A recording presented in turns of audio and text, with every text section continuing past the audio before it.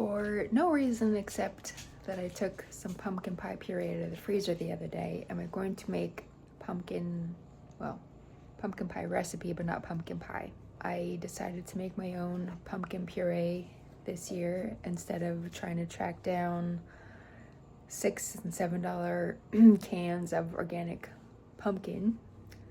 It's not like I use it that much, so it's not a big deal to buy it a few times a year. And I went to a local farm and got some pie pumpkins. I didn't know there was a difference. I would have just used some great big old pumpkin, but they're like, I don't know how big, a pie pumpkin. It's not that big, and I bought 4 of them. They were $2.50 each. You half them and then you roast them until the stuff inside is soft, blah blah blah. Turns out there's a lot of stuff inside 4 small pumpkins. Fun fact. So in each jar, because the average recipe calls for about, well, a can of pumpkin, I guess it just depends on the size, but just short of 400 milliliters they ask for. So in each of my jars, I kind of measured what about 800 milliliters was. So then it's like kind of 2 recipes worth of pumpkin. I have tart shells, so I'm going to use those instead. So that's one alteration that could go awry. Let's back up. I just decided to double the recipe so I can use this whole jar of pumpkin puree because there's nothing else I'm going to be using it for really. There is a recipe in that freshly milled flour book that I could use also, but I mean, I got enough pumpkin to go around, so maybe I'll decide still.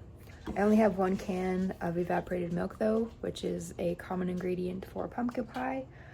But again, because you know I love these exchanges or alterations just to test myself, you can use cream or regular milk and stuff like that. I have lots of cream because I use it every day, so I will use cream in place of a 2nd can of evaporated milk. I am going to use the very classic Company's Coming cookbook for pies. I have a number of them. Our mom bought us one for each Christmas for many years. They're a good go-to, even if you want to look up some basics, you know, like Pinterest. Pinterest is good for everything. Everything is on Pinterest. But a lot of people I find are trying to like really fancy up things that don't need to be fancied up, right? Cookies are cookies, brownies are brownies. Why are we doing this? Why are you making them backwards? Why are you, you know, like weird things? Why are you making it weird? Literally standard pumpkin pie recipe out of the Company's Coming cookbook. Jean Pear. Is that how you say her name? I don't know.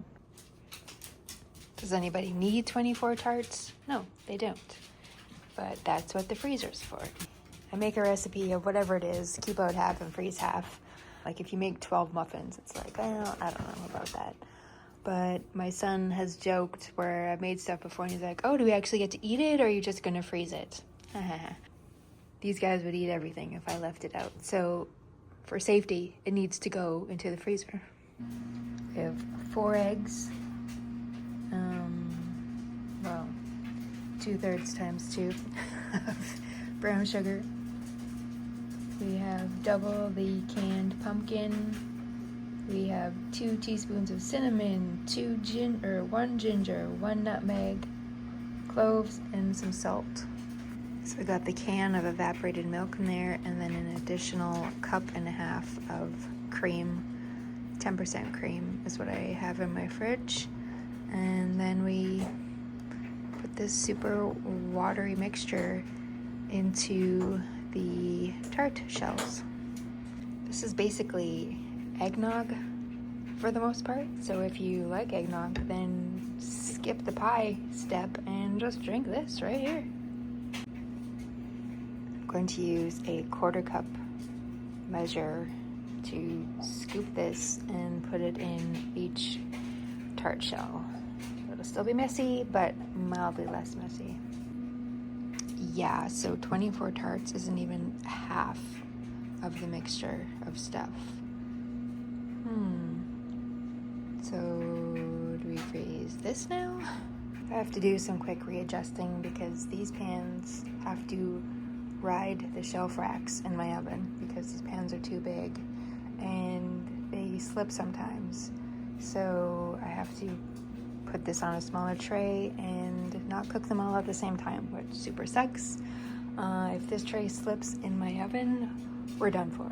Mess extraordinaire. But if that pan pops, you know how cookie sheets like do that twisting thing? Oh, we're screwed. That's why you stick to pies. So I just stick to pies. I don't know enough about this stuff, this liquidy pumpkin stuff, to troubleshoot. I'm not a problem solver. Looks all right. Should be okay. But now we gotta redo this process for these 4 leftover guys.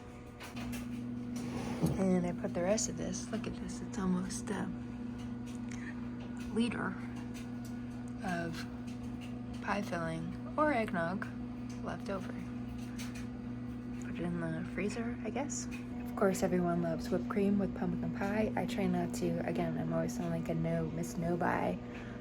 But again, the ingredients and stuff are just so, but you could buy Cool Whip or you can make your own. I try to make my own whipping cream a lot. So you buy the whipped cream, try to find the stuff that doesn't have all the unnecessary ingredients, and then you just whip it up at home, nice and fresh. Add a little bit of sugar to it, add a little bit of vanilla, and it tastes wonderful with your baking.